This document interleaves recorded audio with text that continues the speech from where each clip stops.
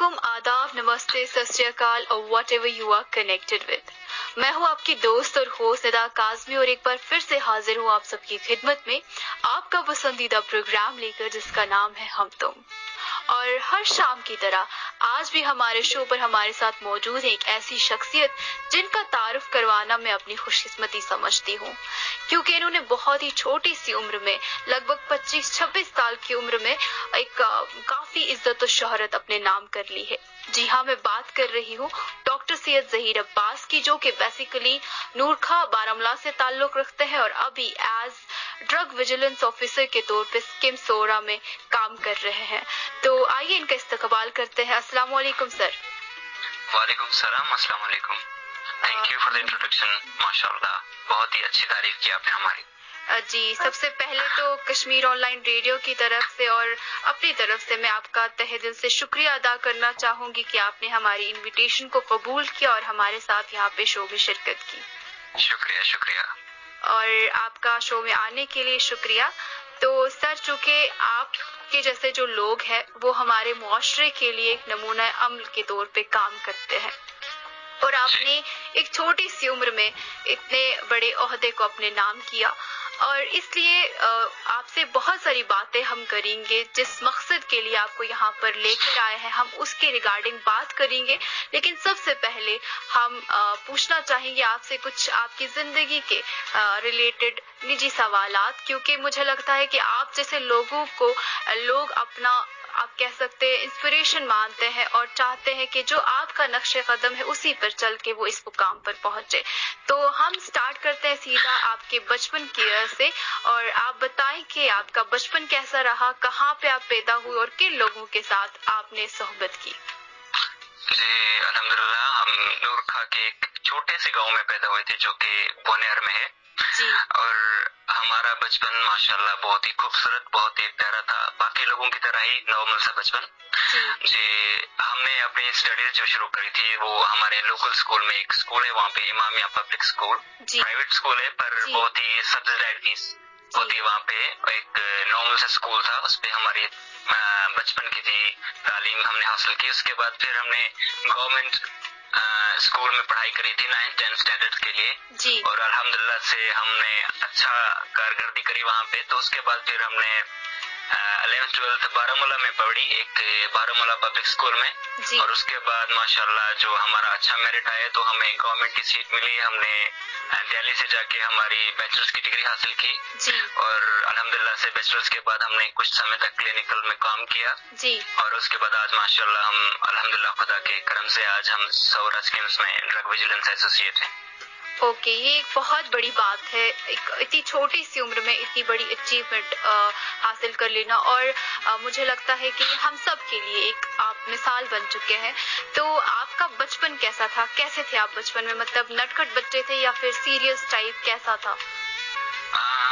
मैं तो बचपन से ही खामोश तरह का इंसान था, ना ज्यादा बोलना, ज्यादा मिलना लोगों से, हमेशा से खामोश था। अब भी खामोश रहता हूँ, पर जब मैं किसी से मिल जाऊँ, फॉर एग्जांपल किसी से मुझे लगे कि नहीं मुझे इस इंसान से अच्छी सोहबत मिल रही है, अच्छा नॉलेज मिल रही है और एक अच्छा वाइब्स मिल रही है, तो यकीनन मैं उनके साथ अच्छे से घुल मिल जाता हूँ। मेरे काफी सारे दोस्त हैं अल्हम्दुलिल्लाह से, तो उनके साथ हमारा बहुत अच्छा बचपन रहा है, बहुत अच्छा, शुक्र खुदा का। जी, तो आप बताएं डॉक्टर साहब के आपके जहन में कब ये ख्याल आया कि आपको डॉक्टर बनना है? क्या इससे पहले मतलब डॉक्टर बनने से पहले कोई ख्वाब था आपकी जिंदगी में जो आपने अपना एज आप कह सकते हैं कि एम रखा हो लाइफ में कि मुझे यही बनना है? जी नहीं, ऐसा कुछ नहीं था। मैं बचपन से ही डॉक्टर बनना चाहता था और अल्लाह की मदद से अल्हम्दुलिल्लाह मैं डॉक्टर बन गया। चले, ये एक बहुत ही खूबसूरत बात है कि जब आप बचपन से एक ख्वाब देखें और उसके बाद फिर उसी पे आप अटल रहें और उसके बाद फिर आपको वो मिल जाए।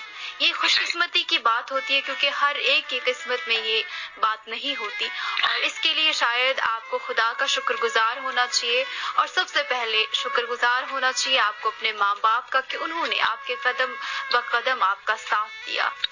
जी, आपके माँ बाप ही आपका सुकून है, आपकी हिम्मत है। जब तक वो आपके साथ हैं तो आप दुनिया में कुछ भी जीत सकते हैं। और आपने कहा कि बात किस्मत की है, बात कभी कभी किस्मत की होती है और कभी कभी मेहनत की। जब किस्मत और मेहनत साथ मिलती है तो माशाल्लाह से आप कामयाब होते हैं।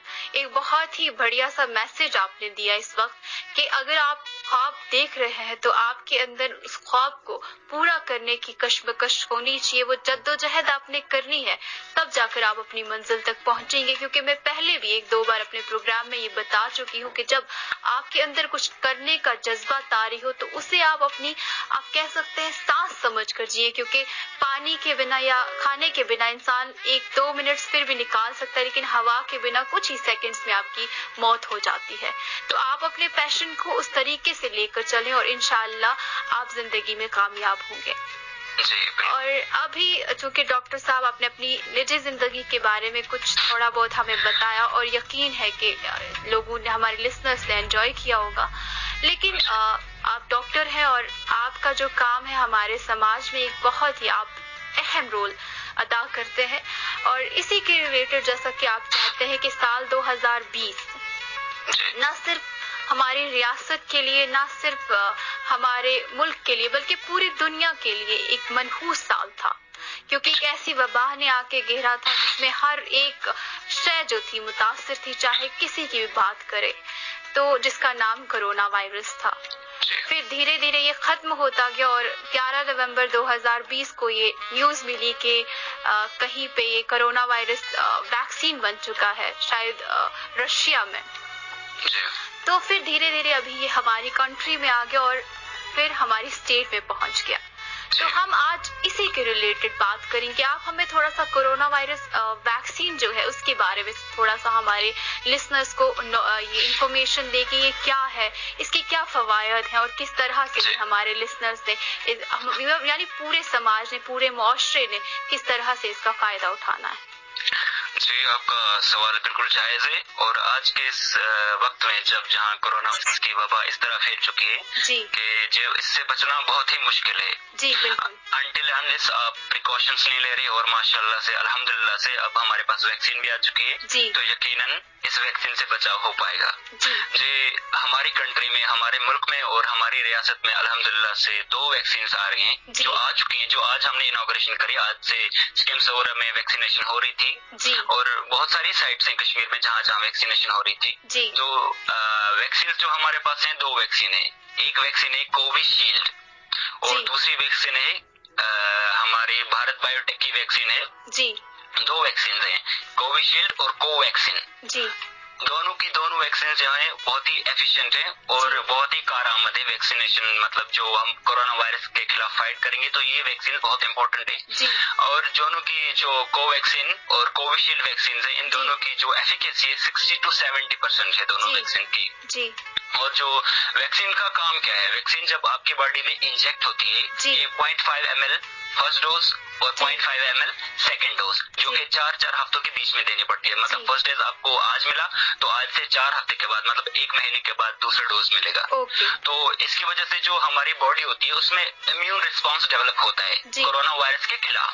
फॉर एग्जाम्पल आपके अंदर हमने ये जो वैक्सीन डाल दी, आपको इंजेक्शन मिला, डोज मिला, तो आपकी बॉडी में ये जो इम्यून सिस्टम होता है वो एक रिएक्शन डेवलप करेगा विद टाइम, वो एंटीबॉडीज बनाएगा। वो आपका इम्यून सिस्टम एंटीबॉडीज बनाएगा। तो फॉर एग्जांपल अगर आप नेक्स्ट टाइम आपको कोरोना वायरस अटैक करता है तो बट उस टाइम आप पे सिम्टम्स नहीं आएंगे, आपको ये डिजीज इफेक्ट नहीं करेगी क्योंकि आपकी बॉडी में पहले ही एंटीबॉडीज बन चुकी हैं और वो आपको इस कोरोना वायरस से बचाएगा। और अल्हम्दुलिल्लाह से हमारे पास दोनों वैक्सीन हैं और अभी हेल्थ केयर प्रोफेशनल्स के लिए, सिक्योरिटी पर्सनल्स के लिए, बाकी जो कि सफाई कर्मचारी वगैरह लोग हैं उनके लिए वैक्सीनेशन शुरू होगी और विद टाइम ये जनरल पब्लिक तक पहुंच जाएगी यकीनन जल्दी। जी अल्हम्दुलिल्लाह। चले आपने बहुत ही बड़ी खुशखबरी दी हमें, क्योंकि आप जानते हैं कि इस वबा की वजह से बहुत सारे लोग, न सिर्फ उनकी आप कह सकते हैं फिजिकल हेल्थ खराब हुई, बल्कि उनकी ज़हनी नशोनुमा पे बहुत ज्यादा गहरा असर पड़ा है, क्योंकि काफी लोग डिप्रेशन के शिकार हो गए और ऑलरेडी हम लोग बहुत सारे ऐसे वजूहात हैं, बहुत सारे ऐसे मसाइल हैं हमारी जिंदगी में, जिनको लेकर हम ऑलरेडी बहुत परेशान रहते हैं, और ऊपर से इस वबा ने आकर आप कह सकते हैं कि बहुत ही परेशान कर रखा था। और अभी जब वैक्सीन की बात हुई तो मुझे लगता है कि काफी लोगों को राहत मिली होगी, कहीं ना कहीं उनका जो मेंटल स्ट्रेस है वो थोड़ा रिलीज हुआ होगा। तो जैसा कि आपने बताया कि अब वैक्सीन आ चुकी है, लेकिन मेरे जहन में एक सवाल आ रहा था, मुझे लगता है वो आपसे नहीं पूछना चाहिए था, लेकिन हाँ पूछना चाहूंगी, क्योंकि जब कोरोना वायरस पहले आया और कहा जा रहा था कि 1 साल के बाद वैक्सीन बना, है ना, और उसके बाद कहते थे कि इसका अगर वैक्सीन बन जाए तो फिर ये विद टाइम इसके सिम्टम्स चेंज हो जाते हैं और ब्ला ब्ला पता नहीं क्या, ये असर नहीं करता वरना बन जाता। तो क्या ये जो वैक्सीन आज आया है, ये कुछ वक्त के बाद कहीं इसका असर खत्म तो नहीं हो जाएगा? जी देखिए, वो कहते हैं कि इसमें वक्त लगेगा। हर एक वैक्सीन को डेवलप होने में 4 से 5 साल लगते हैं, जनरल सी बात है। पर ये वैक्सीन जल्दी क्यों आया? वो कहते हैं ना, जरूरत इजाद की माँ है। इसलिए अभी जो सिचुएशन थी पूरी वर्ल्ड में, ओवरवेलमिंग सिचुएशन थी, मतलब पूरी दुनिया में इतनी खतरनाक वबा फैली थी, लोग मर रहे थे। तो लोगों को, जो साइंटिस्ट लोग हैं, रिसर्चर्स लोग हैं, उनको विद इन टाइम, मतलब कुछ ही वक्त में एक ऐसे खोज करनी थी, एक ऐसी दवाई, ऐसी वैक्सीन की जो हम ऐसे वबा से बचा सके। तो अल्हम्दुलिल्लाह से कोवैक्सीन और कोविशील्ड जो हमारी कंट्री में, बाकी कंट्री में और भी है, फाइजर की वैक्सीन है, बाकी वैक्सीन है। तो आप कह रहे हैं कि ये वैक्सीन कितनी कारआमद होगी इस वायरस के खिलाफ, क्योंकि जैसे कि ये एक नरेशन चला है कि ये वैक्सीन काम नहीं करेगी, या फिर ये कह रहे हैं लोग कि जो वायरस है विद टाइम म्यूटेट करता है। ये बिल्कुल सही बात है कि वायरस म्यूटेट करता है, पर जो वैक्सीन बनाई गई है, ये वैक्सीन इस तरह से बनाई गई है कि वो वायरस के एक प्रोटीन होता है, उसका सरफेस प्रोटीन होता है, और वो सरफेस प्रोटीन को रिकॉग्नाइज करता है, और उस सरफेस प्रोटीन के खिलाफ ही वो, जब सरफेस जो वायरस होता है बॉडी के बाहर होगा जब वायरस, तो वो इनएक्टिव स्टेट में होता है। साइंटिफिकली उसे डेड भी कहा जाता है, बट स्टिल जब वो वायरस एक सेल के अंदर जाता है तो उसका सरफेस प्रोटीन आपके सेल के साथ अटैच होता है। उसके बाद वो हाईजैक कर लेता है आपके सेल को। जब हाईजैक कर लेता है तो बहुत सारे वायरसेस वहां डेवलप होते हैं, उसके बाद सेल बर्स्ट हो जाता है, आपके सेल की डेथ हो जाती है, और वायरल सेल बहुत सारे प्रोड्यूस होते हैं। इसी तरह से इस वायरस टेक्नोलॉजी में जो वैक्सीन टेक्नोलॉजी यूज की गई है, इसमें वायरल प्रोटीन, मतलब जो स्पाइक प्रोटीन है, वो हमारे अंदर बॉडी में डाला जा रहा है, उसके खिलाफ एंटीजन डाला जा रहा है। तो एंटीबॉडी जो रिस्पॉन्स देगी, तो वायरस के सरफेस प्रोटीन को, अगर वायरस आपके अंदर जा रहा है तो वो अटैच नहीं कर पाएगा आपके साथ, आपकी बॉडी के साथ जो अटैच नहीं करेगा, तो आप में वो इन्फेक्शन प्रोड्यूस नहीं करेगा। और ये बात कही जा रही है कि ये बात बिल्कुल सच है कि वायरस म्यूटेट करता है, मतलब वायरस म्यूटेट करता है सर्वाइवल के लिए। वो तो हर एक वायरस में एक प्रॉपर्टी है कि वो म्यूटेट करेगा, विद टाइम चेंज होगा स्ट्रेन। जैसे कि अभी रिसेंटली अफ्रीकन स्ट्रेन आई है और यूके स्ट्रेन आई है, बट इन स्ट्रेन में ये देखा गया है कि ये इन्फेक्शियस ज्यादा है, मतलब ये स्प्रेड ज्यादा करती है, जल्दी स्प्रेड करती है। बट ये बात ये अभी तक साइंटिफिकली कोई डाटा नहीं है कि ये जो वैक्सीन है इसके खिलाफ कारआमद नहीं है, बट ये जो वैक्सीन है ये उसके खिलाफ भी कारआमद है, बट स्टिल जो इन्फेक्शन रेट है वो उन स्ट्रेन की ज्यादा है, बट जो वैक्सीन है वो उनके खिलाफ भी बिल्कुल कारआमद है। ओके, आपने यहाँ पे एक बहुत ही बढ़िया सी इन्फॉर्मेशन हमें दी, क्योंकि ये जो यूके स्ट्रेन आ रहा है इस वक्त, इसको लेकर लोग जो है बहुत ज्यादा परेशान हैं, बहुत ज्यादा टेंशन में है कि अब क्या होगा, इससे लड़ा जा सकता है कि नहीं लड़ा जा सकता। तो अभी आपने हमें ये इन्फॉर्मेशन दी कि ये वैक्सीन प्रॉपर वैसे ही काम करेगी जैसे कि अभी कोरोना वायरस पे ये काम कर रही है।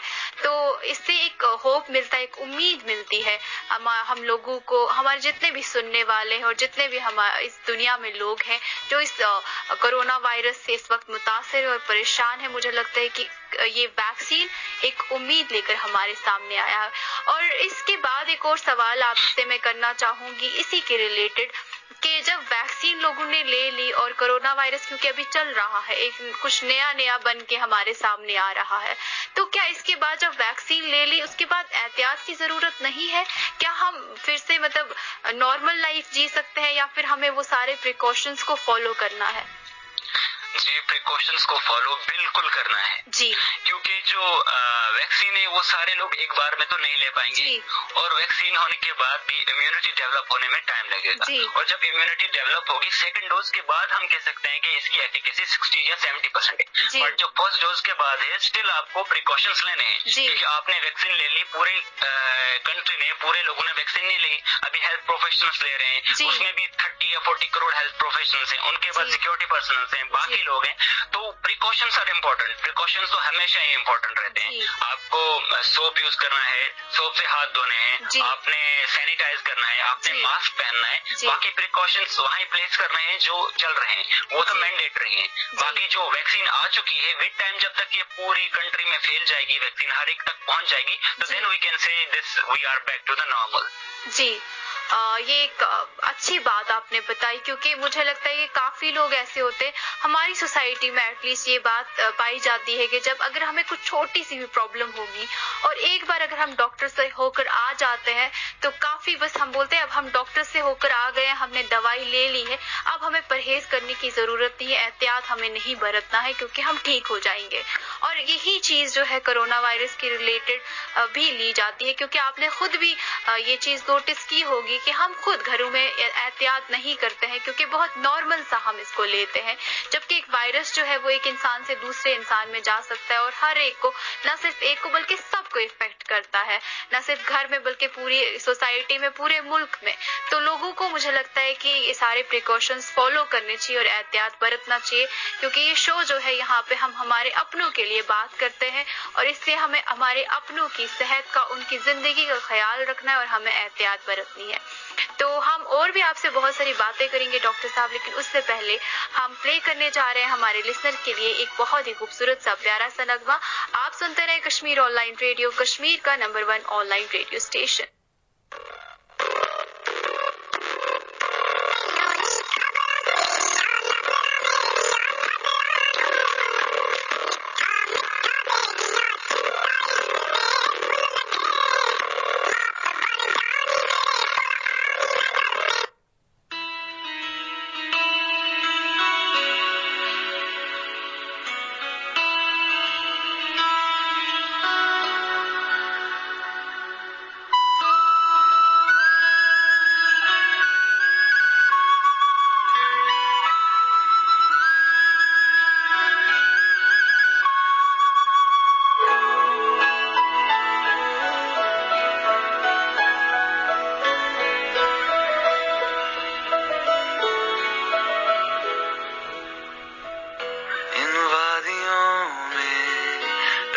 चुके हैं हमसे मुसाफिर, यूं तो कहीं दिल ना लगाया हमने किसी से, किससे सुने हैं यूं तो कहीं ऐसे तुम मिले हो, ऐसे तुम मिले हो जैसे मिल रही हो इत्र से हवा। काफिराना सा है इश्क है या क्या है, ऐसे तुम मिले हो, ऐसे तुम मिले हो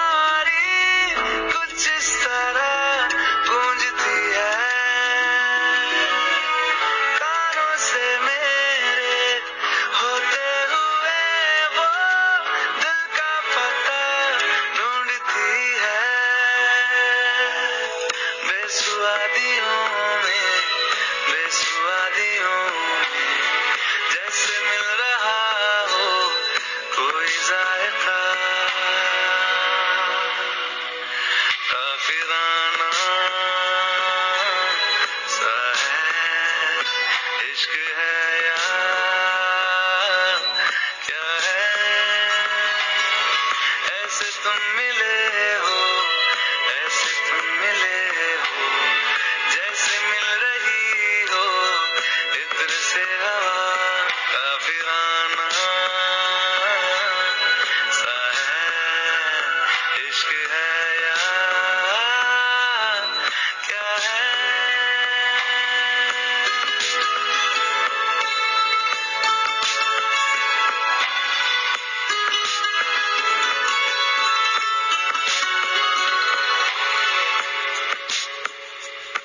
La la la la la la la la la la la la la la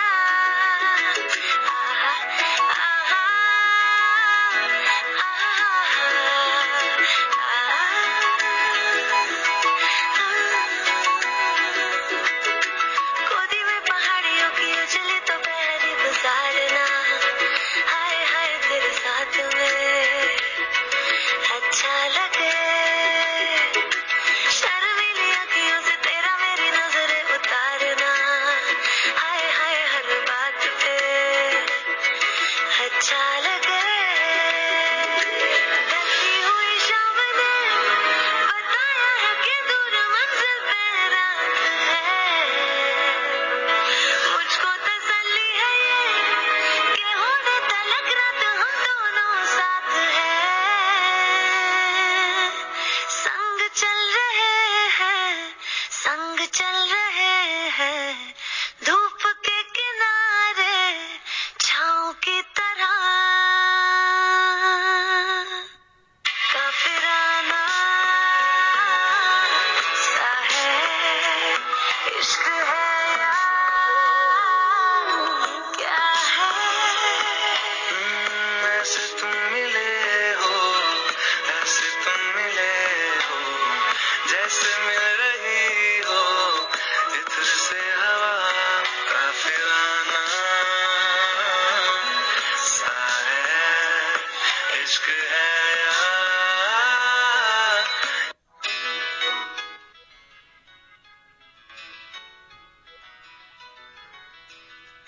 इस्तकबाल एक बार फिर से आप सबको, और आप एंजॉय कर रहे थे बहुत ही खूबसूरत सा दिलकश सा नगमा। मैं हूं निदा काज़मी और अभी आप सुन रहे हैं आपका पसंदीदा प्रोग्राम हम तो। और हमारे साथ आज जुड़े हैं डॉक्टर सैयद ज़हीर अब्बास, जो कि अभी हमें बहुत सारी अच्छी खासी इन्फॉर्मेशन दे रहे हैं जो आजकल करंट इश्यूज है उनके रिगार्डिंग। और डॉक्टर साहब, क्योंकि हमने कोरोना वायरस के बारे में बात की और वैक्सीन के बारे में आपने बात की और काफी सारी इन्फॉर्मेशन आपने हमें दी, लेकिन अभी कोरोना वायरस को खत्म हुए, कुछ खत्म नहीं कह सकते, लेकिन हाँ उसका कुछ सोल्यूशन हमारे पास आया ही था कि एक और जो है आप कह सकते हैं परेशानी